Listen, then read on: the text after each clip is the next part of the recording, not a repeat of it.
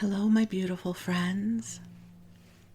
I am Laurel Bleadon-Maffei with Illuminating Souls, welcoming you to this episode of Sleepy Bedtime Blessings, a podcast designed to help you rest, relax, and fall asleep, all while deepening in your connection with your beautiful team of angels who love you so. If we're meeting for the first time, I am an angelic practitioner, a spiritual teacher, and an encourager of souls.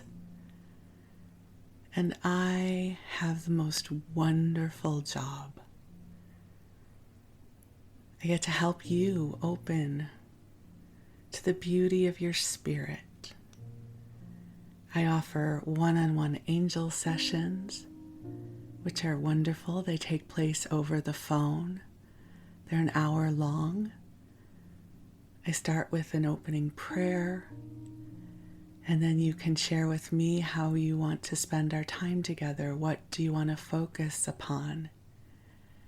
And then we have heartfelt conversation, and I bring forward messages for you from the angels. And my hope for every session is that you feel more connected with your divine guidance. Because yes, you have beautiful divine guidance that is an innate part of your spirit. And if you're ever interested in scheduling your own angel session, you can reach out to me through my website, illuminatingsouls.com. And I typically can get you in within a few days. I'm not one of these practitioners who has a months-long waiting list. That's never appealed to me. I enjoy the spontaneity of being able to schedule people within a reasonable amount of time. So if you are feeling guided to have your own angel session, it would be a blessing to facilitate one for you. I also offer soul mentoring, which is ongoing, continuous angel sessions, if you will, but boosted way up. One of my friends calls them angel mentoring sessions. And soul mentoring begins by meeting every week for 12 weeks. You get your own spot in my calendar, and I track with you, and we create space for you to come into healing, transformation, growth. If you're moving through a time of change, each person I work with is on their own unique journey, so it never looks the same way twice. I typically only have a handful of people that I work with in this way, but I do have a spot opening soon, so if that's something that appeals to you, again, feel free to reach out. And then I offer a wide variety of classes because I love teaching and facilitating groups. All my classes take place over Zoom. And if technology isn't your thing, you can also just call in. You don't have to be on your laptop or your phone in terms of your camera. However you want to participate is fine with me. And my classes are almost always small in size. So we will get a chance to talk with each other and share and connect and experience. And so I always have something new coming down the pipeline. So I invite you to go to my website and sign up for my mailing list at illuminatingsouls.com. And there's 2 different mailing lists.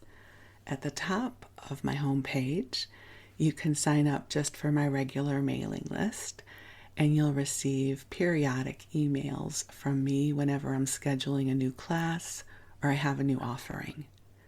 Further down on the page, you can also sign up for the Daily Inspiration email blast, and you will receive a daily message from me every weekday, an inspiring message to start your day off with light and love from the angels and myself. So lots of ways we can connect. But for now, the angels and I are here to help you come into a lovely expanse of rest. Now, I know some of you listen during your waking hours. So whether you're going for a walk or going about your day, it is a joy to keep you company.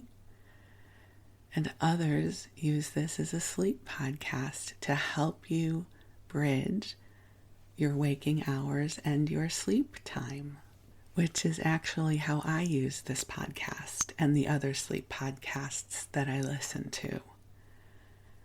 I love listening to a sleep podcast to help me drift off to sleep. And as I've shared with you before, what I find works best for me is that I use wired earphones. They don't bother me while I'm sleeping.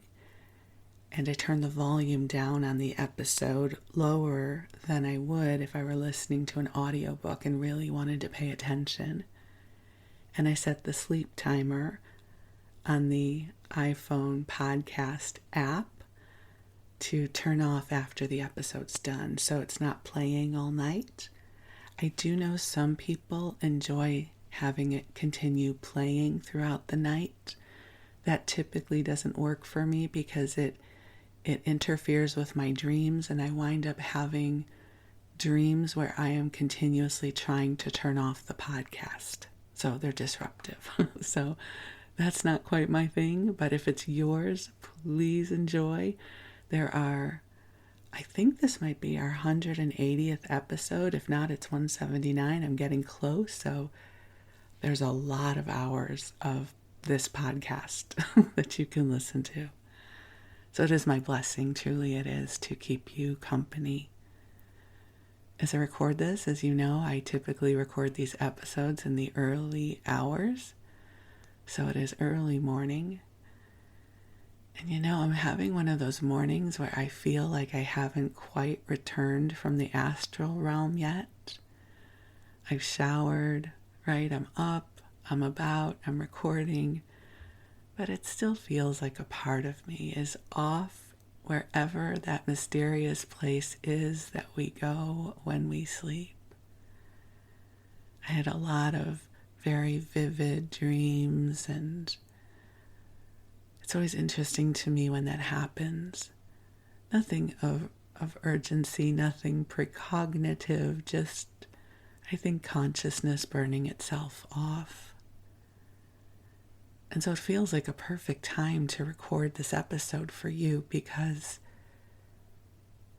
right now, for me at least, that beautiful, expansive, soft, sweet space of sleep is still very much present for me. And so I get to share this with you. And the love is still here with me. I mean, it always is. But certainly there's times I'm not aware of it. I'm an earth girl. I'm a human being, just like you are. And so, believe it or not, I don't walk around in a continual place of bliss. I definitely am very, very human as well. So when these moments come and it feels like the veil between the humanness of life and the divinity of life, when the veil feels thin, it just always touches my heart so deeply. And so it's a lovely time to share the angels with you. And your angels are already with you. They're always with you. It's just that we're not always aware of it. So I use this opportunity to help you open your awareness to the love that is with you right now. So I'm going to call the angels in. They're already here, but I love sharing this ritual with you. And while I do, I invite you to get comfortable in whatever way works best for you. If you're getting ready for bed, to cozy on up and snuggle on in. I always love pulling up all of my blankets and fluffing my pillows. I sleep with a pillow fortress and lots of blankets. I definitely am someone who subscribes to the cocooning method of sleep. Whenever I see someone sleeping and there's no blanket on them, I think, oh my gosh, how do you do that? I'm not judging them, you understand. There's a vulnerability that I feel if I am not somehow cocooned. I've been that way since I was a child. You know, when they talk about infants and they talk about swaddling infants, I think that must be a carryover for me, even though I'm 61 years old. I love being cocooned when I sleep.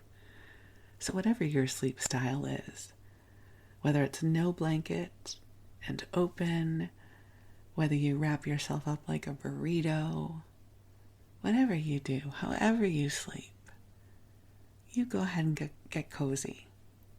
I love the word cozy. We'll just get cozy here and now, energetically. And I'm going to call the angels in. I know I already told you that, but I'm really going to do it this time.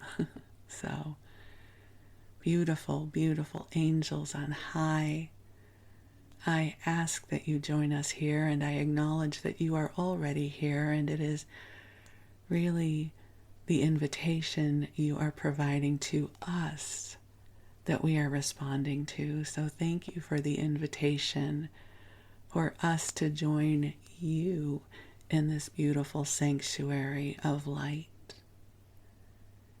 And angels, I ask that you help to make your presence of love and light known to us in our hearts. That you send this love to each of our beloveds hearing this message whenever they hear it, knowing that you are not bound by time nor space. And angels, I ask that you receive our prayers, that you amplify our intentions, our affirmations, that you help lift from us anything that feels like a burden, to help take our worries and fears and lift these up into the highest realms, where they can be transformed in service for the highest good of all concerned.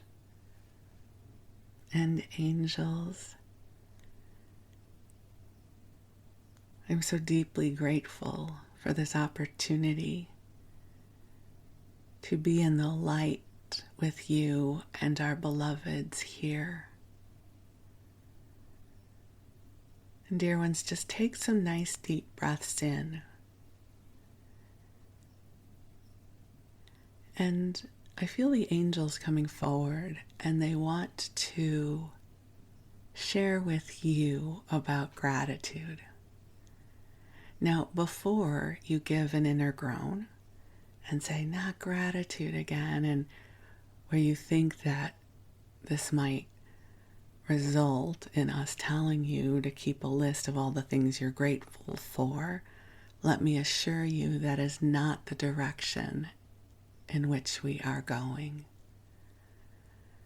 In this moment, the angels invite you to open to feeling the gratitude the angels have for you.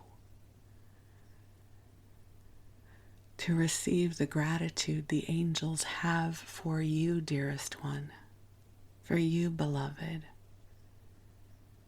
The angels say you are one of the courageous ones who has chosen to incarnate into this time and space. And not only have you chosen to incarnate, you have chosen to awaken, to open to your divine essence, and by doing so, to amplify the caliber and quality of love and loving that is available through you and as you. And the angels remind you that it is not expected that you maintain this awareness 24/7. It is enough that you even tap into it for the few minutes that we are together in this episode. The angels have such gratitude for you. They are grateful for your essence. They are grateful for your presence. They are grateful for your love. You are one of the ways the light flows into this world. They recognize that the human experience is not for the faint of heart. We all go through a portal of amnesia upon our birth. And this journey is about finding our way into our hearts, into our authentic essence. So the angels say thank you. Thank you for the beautiful spirit that you are. Thank you for the sweetness of your heart. Thank you for the compassion that you carry within you. Thank you for your curiosity. You know, you are a curious soul. You want to know why and how and what. And your curiosity indicates that you're engaged. So the angels say thank you. So they bring forward their gratitude for you. They honor you. So often when we think about connecting with the divine, connecting with angels, we think we must somehow pay tribute to them and honor them. And it's not that that is not a lovely way to connect. It certainly is. But the angels remind us that that comes with a reciprocity, that they want space to also honor and pay tribute to you. Because you are a big, beautiful, bright soul who has come into this very unique experience of being incarnated as a human being. Your angels have known you since before you were born. They know your true, authentic essence, and they know what you are experiencing here on earth. And they send you love and gratitude and light. So take some nice deep breaths in and feel this love. Feel this celebration. Feel their compassion and understanding for all that you are. All that you are, everything about you. The parts of you you love and the parts of you maybe you find harder to love. Every part of you is loved by the angels. So take another deep breath in, allowing their love to wash over you.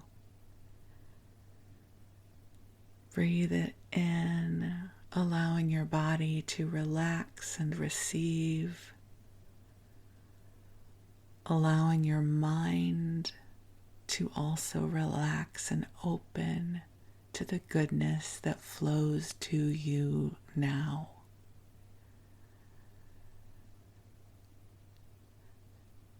And even as I say these words, I feel the angels infusing your heart chakra with love. So just breathe into your heart center and imagine it filling with divine love, whether you can feel it or not. You can use your imagination as a gateway to imagine it to be so. And allow the calm, sweet energy of your angels to soothe you right now. And I affirm that goodness is coming to you now. That inspiration will find you as you are sleeping. And that the molecules of consciousness will rearrange within you so that you experience greater grace in the days to come. That you are able to see clearly in ways that allow you to feel uplifted, inspired, empowered, and with more lightness of spirit. You are precious in this world. You are a beloved. And the angels and I are so profoundly grateful for this opportunity to shine this love upon you. This love that is a reflection of your authentic, divine essence, of your beautiful humanity, of all that you are. Thank you for being you, and thank you for allowing us to love you. So take some nice deep breaths in, just breathing this beautiful love fest into your beingness. And you are a part of this love fest. And it is so. So you go ahead and get comfortable, and if you want to drift off to sleep, we invite you to do so. Your angels will be with you and watching over you. And while you rest, we're going to go on into story time. So for story time, I'm guided to sort of continue the story time from the last episode, in which I shared with you crafting memories, because I have a couple follow-ups for you already. I first want to acknowledge Patty. So Patty, thank you, who posted a picture of a latch hook tapestry that she made, which is beautiful, and also woven pot holders that she made, which are gorgeous. And I want to say thank you for posting those. And it delighted me so much to see what could be done with these crafts beyond the capabilities of an 8 or 10-year-old child, which was how old I was in all likelihood the last time I engaged with those crafts. So a lot of the crafts that are available to us as adults now, whether it's latch hook or weaving or diamond painting or crochet, they're these beautiful rhythmic motions that can be very meditative. I personally haven't done diamond painting, but if I didn't know how to crochet, I might give it a try. I've watched people do diamond painting on YouTube and TikTok, and it seems very rhythmic and fulfilling. And I would imagine the latch hook is the same way, because it's a repetitive motion and you make progress with something, and personal artistry is not necessarily required. Like, it doesn't matter if I know how to draw a horse. If I have a canvas for latch hooking or diamond painting that has a horse on it, if I follow the pattern, the horse will be revealed. So here's to all of these beautiful crafts that are available to us in our adult years that soothe us. I know crocheting definitely soothes me, so whatever that is for you, I honor you. So again, Patty, thank you so much for sharing. You really made my day and my whole heart smiled. That was wonderful. The other thing I wanted to follow up from the last episode is I realized after I edited and posted the episode that I had talked quite a bit about the Cascade yarn big wheel that I love. And I realized I made it sound like there was none available anymore. What's really happening, I don't know why I feel like I have to let you know this. It felt like an incomplete circuit, and I want to complete that circuit. And for those of you who didn't listen to the last episode was about crafting and memories from my childhood, hence the conversation about the latch hook and the woven pot holders and Cascade yarn.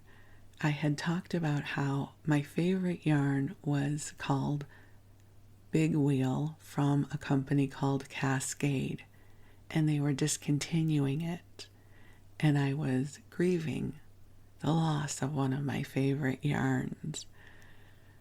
Well, I just want to let you guys know that the part that I forgot to share with you is there are a few companies that are still selling off their remaining inventory. So, if you were going to be a very sweet earth angel and thought, maybe I'll do some research and see if I can find some for Laurel, not that I have any expectation that you would do that, but just in case, I am wonderful at Googling, and I happen to know everything that's available on the market right now, because I'm a bit obsessive, and I have bought all I wanted of the colorways that are still available. There is one vendor on Etsy that has some at a very high price point, and I am making peace with myself about putting an order in with her because there's a specific color I still want to make another blanket with. So I don't know why I felt that it was important to share that with you, but it allows me in my obsessive way to close the circuit of that conversation within myself if you were paying attention. And I also realized I forgot to share with you about some of my other childhood crafts, and one in particular that was very important to me. So here we go. Crafting in my childhood, part 2. The first one is not the really important one, but we're going to lead up to that. I was remembering making Kleenex flowers. How many of you remember making flowers out of Kleenex? So back in the day, Kleenex used to come in colors. I don't mean the colors of the boxes, I mean the actual tissues were different colors. So you could buy blue Kleenex tissues, pink, yellow, beige, like there were all these different color tissues you could buy. And you would take like 5 or 10 Kleenexes and you would lay them flat, and then you would accordion pleat them, and then you would put a staple in the center of the tissues, or you would tie at the center of the now accordioned tissue papers, Kleenexes. You would tie off at the center, and then what you would do is each Kleenex is 2-ply. So it was important that it was Kleenex because which wasn't Kleenex, generic tissue was sometimes 1-ply. But the Kleenex brand of Kleenex is 2-ply. So you would separate the 2-ply. So if you had 10 pieces of Kleenex accordioned and bound together, it would wind up being 20 leaves for a flower And you would do that on each side. And it would create, quote, a flower. We did a lot of these as kids. It's like how you would decorate for birthday parties and stuff. And I just remember so many Kleenex flowers. And we would get the different colors. So back when Kleenex came in colored tissue, it was a lovely thing. And toilet paper also came in colors, but we never did crafts with that. But you could have colored toilet paper too back then. Now everything is white. And I will say, I miss a good pink Kleenex. I don't know why that came to me as a memory, but I miss colored tissue. I miss colored Kleenex. But I will have you know I'm very specific about the Kleenex that I buy. I prefer the extra soft with lotion. Not that you need to know that for any reason, but I have not tried to make a flower out of Kleenex since I was probably 10 years old. I do not know if it would still work the same with my extra soft lotioned Kleenex tissues. I'm not going to waste it to find out, but that was one of my crafting memories from childhood. Perhaps you made them as well. The other one that I really felt I needed to share about and pay tribute to, because it went on for several years and I really invested a lot of my childhood money and asked my parents to invest in. And when I say invest in, I mean like 5 cents and 10 cents at a time, okay? So we're not really talking about I had a horse or something like that. I need to lead up to this because it's story time, so bear with me. How many of you who are in my age stage remember the show Zoom, right? Okay, let's all sing the song together. I'm not going to sing it with you. Come on and Zoom. Well, maybe I will. Come on and Zoom, Zoom, Zoom on Zoom, right? And how many of us now, forever, will know that one of the zip codes in Boston is 02134, right? We all know that now. Zoom was the best show ever. I can still speak ubby-dubby, which I'm not going to do because it might be disruptive if you're falling asleep, but just know if you want to speak ubby-dubby with me, I can. Right? I loved when Bernadette did her arm thing, right? Where she fanned her arms together. And they used to do these different crafts. Do you remember that? One of the crafts they showed in an episode was how to make a gum wrapper chain. How many of you remember gum wrapper chains? So back in the day, when you bought a pack of gum, it would be in the package, and the stick of gum would have a paper wrapper around it that had the colors and brand of the flavor of gum you were chewing. And then there would be a stick of gum wrapped in tin foil inserted into the paper sleeve, and then the individual sticks of gum in their paper sleeves would be put into the package of gum.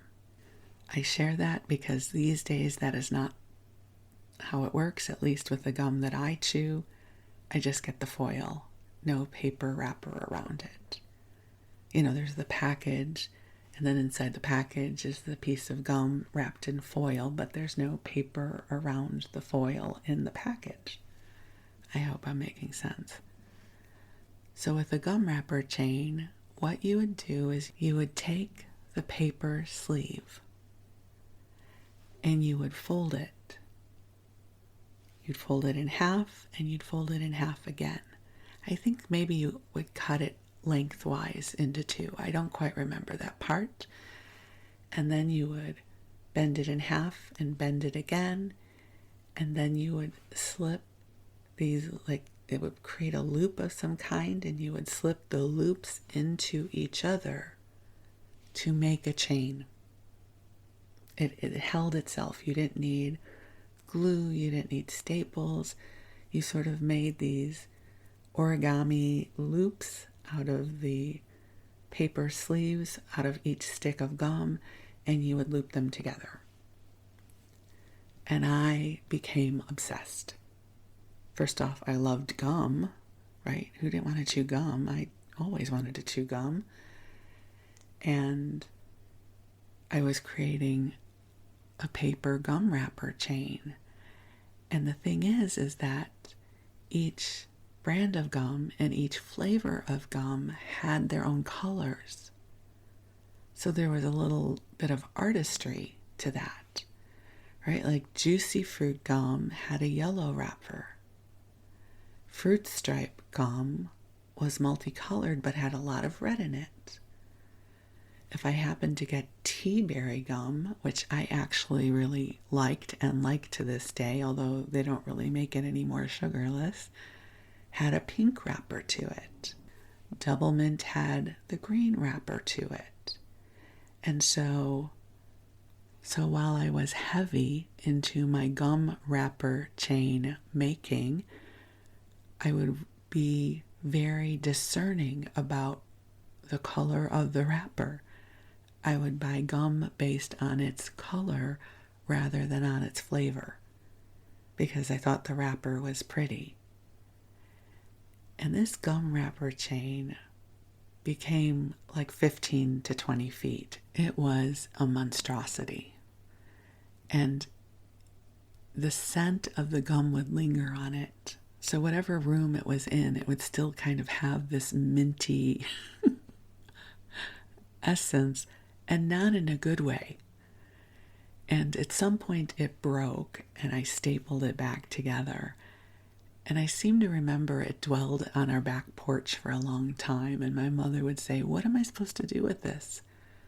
I was like, "Just hang it there. It's a gum wrapper chain." So clearly my mother could not see the beauty of my artistry in my gum wrapper chain. I just thought it was cool. And again, as I shared with you in the last episode about the soothing rhythm of doing lanyards or macrame, doing the gum wrapper chain, I found really soothing. There was something about the repetitive motion and seeing something build up.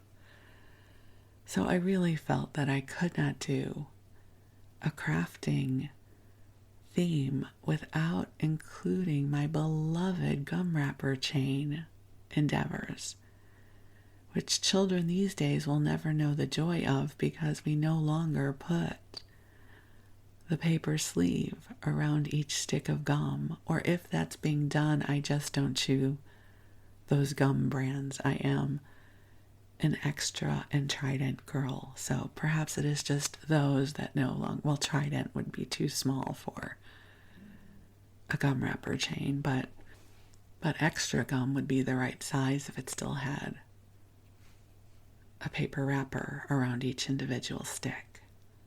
So I don't know how many of you did gum wrapper chains, or perhaps you did a different kind of craft inspired by Zoom, of which there were many, but I only remember the gum wrapper chain in this moment of time.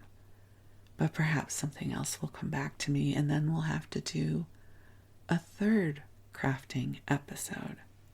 And although these were not necessarily beloved childhood crafting memories, I do have to give a shout out to the construction paper chain that we were all involved in. Yes, where they usually did these at school. You would cut out pieces of construction paper and then use paste. Remember when we used paste instead of glue to paste the ends of the piece of paper together and make a chain? That must have been a rainy day activity to keep us quiet. But I remember creating many construction paper chains, not in terms of a joyful crafting project at home, but at school. And I remember the paste. I don't know, it was thick and right? You'd use like a tongue depressor, a popsicle stick to put it on the end of the construction paper. And I don't have I guess I do have quite a few memories of kindergarten, but one of them that I remember was we would make, I don't know why I'm using the word diorama. It couldn't have possibly been a diorama, but we made like these shadow boxes where we glued pieces of macaroni to indicate the numbers, which I was very proud of my macaroni art. So certainly I think we've all done macaroni art, yes, as children. Again, not a craft I would have done at home, but certainly a craft or art. That would be considered art in kindergarten. An art project from my childhood would be macaroni art. I guess since we're talking about crafting and art, I will also share with you about the time I took a watercolor class at Beverly Hills High School. Well, Beverly Hills, I guess, offered an adult school where there would be all kinds of different classes. A lot of school systems offer adult classes, and they offered watercolor. Now, this would have been in the 90s. I was enchanted with watercolors, and I had no idea how to do them. And I wanted to learn. I wanted to know how to create this exquisite, enchanting art that I was so in love with. But I don't think I really wanted to learn as an artist. I just wanted to know how. You see, for me, I think one of my hurdles in learning something is I typically do not enjoy the iterative nature of learning. I want to binge learn, and I want to learn it all now. I have Mercury in Gemini, which means I binge learn, and I want to know everything there is to know right now. And to learn art, like to learn how to watercolor, it's an iterative process, right? There's a process in learning how to lay down the water and then mix the paints and get the right opacity, and also to create the right shapes and perspective and all of those things that go along with painting.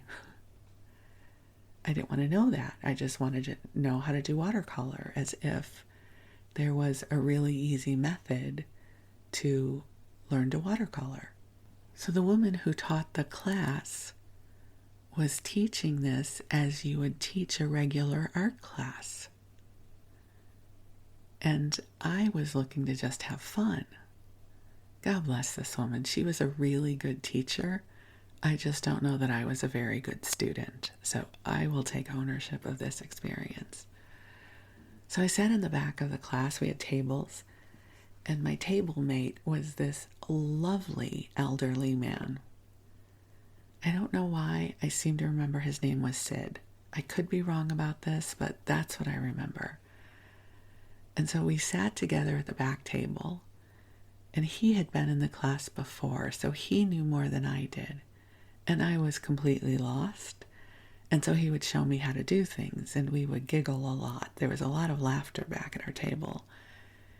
And our first project, or their first painting that first night, she had a vase of roses up at the front of the room that we were supposed to paint.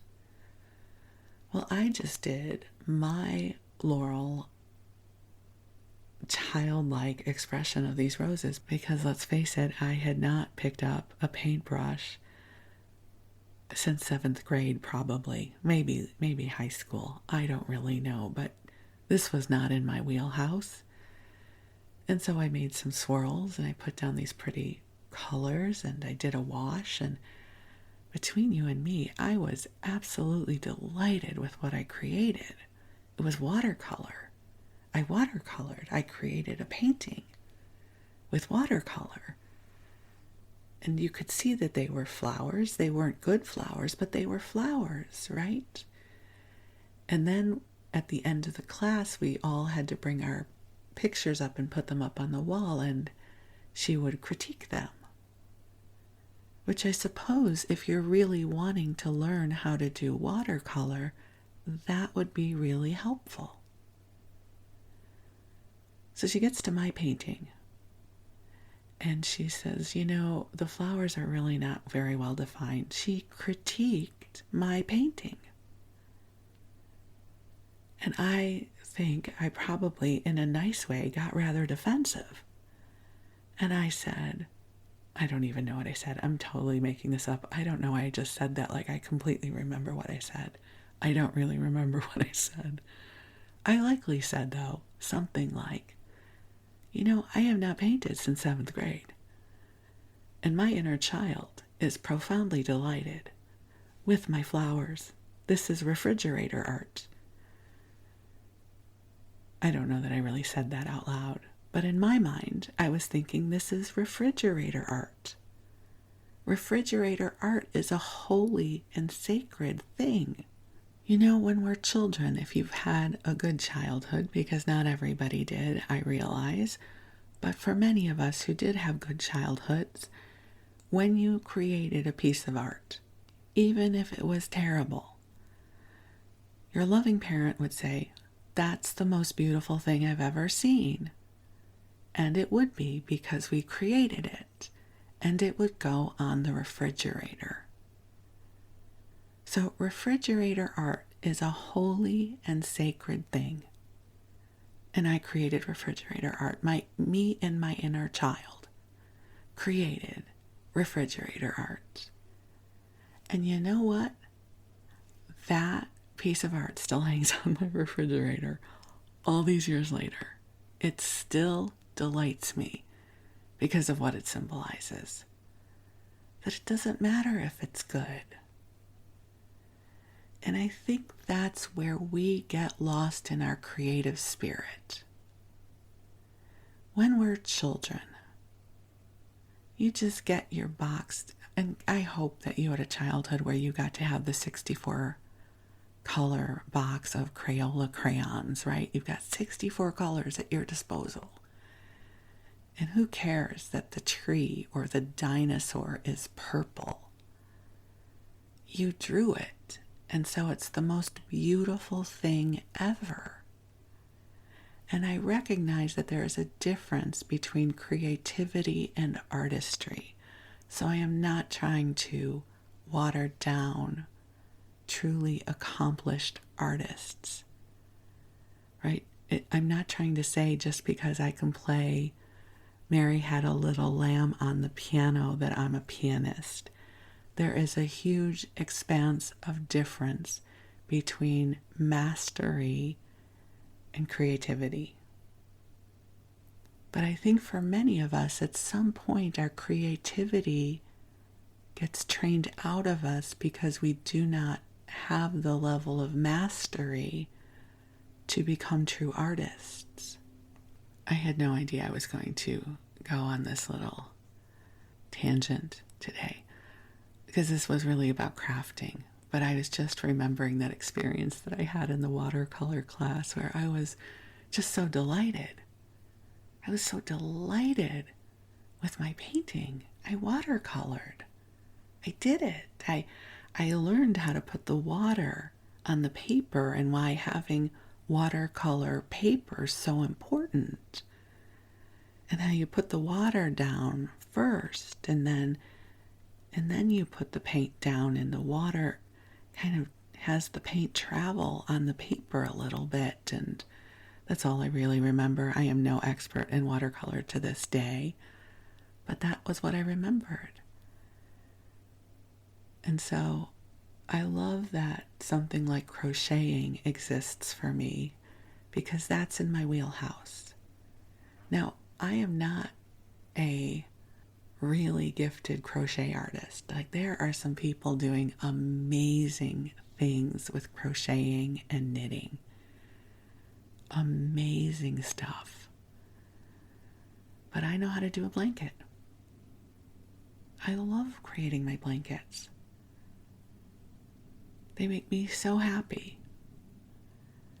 I have the stitches that I know how to do, and I know how to combine the stitches so they look really super cool. And I love getting to pick out the yarn that I want and the colors that I want.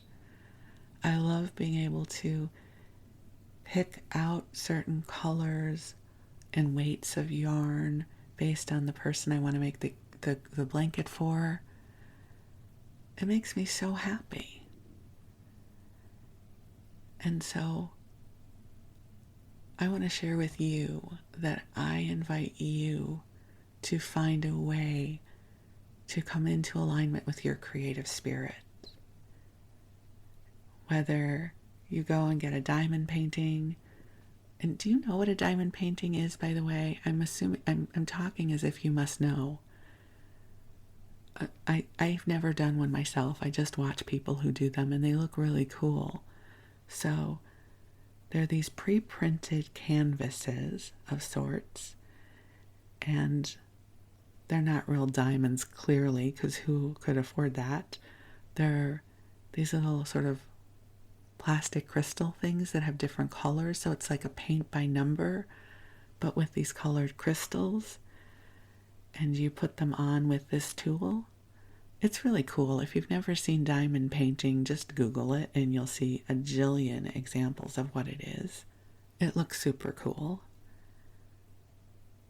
But I don't think I have the patience nor the horizontal space for it. I don't have a tabletop. And I have my crocheting, so my crocheting works for me.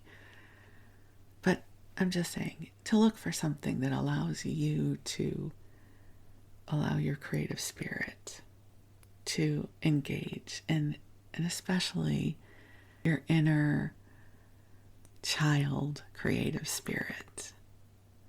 Like, let's give ourselves permission to be messy and imperfect, and that the flowers that we might paint be undefined. I'll never forget that. Your flowers are undefined. I'm like, I'm okay with that. I'm perfectly okay and will live a fulfilled life. And this poor woman, she was just trying to do her job and be helpful. But I was like, but I painted. It's refrigerator art. It's beautiful. That was really good, inner parenting. I just want to acknowledge myself for the way I inner parented that moment, and that piece of art is still on my refrigerator. It has stayed with me all these years. So, if you ever come for a visit, I'll show you the piece of art, assuming it'll still be on my refrigerator. So here's to all of those beautiful, sweet, random memories and experiences that allowed us to feel creative, like we were creating something, whether it was tissue, paper, flowers. I loved those things. Or cutting out snowflakes out of construction paper. Maybe you had a gum wrapper chain, or you remember making the construction paper chains. We're creative beings. So here's to crafting, whatever that might mean to you now, or your creativity. And I appreciate you allowing me to share these warm and sweet memories with you. It's so lovely, and thank you. I really appreciate you. I know the angels were sharing gratitude with you in this episode, and I want to just tell you how grateful I am for you. This podcast is here for you, and I get to come here in front of the microphone on these beautiful mornings like I am now and share with you. So thank you for being you. You're wonderful, and I really appreciate you. So thank you so much. We will connect again soon. I love you. I thank God for the gift of you. And so thank you so much.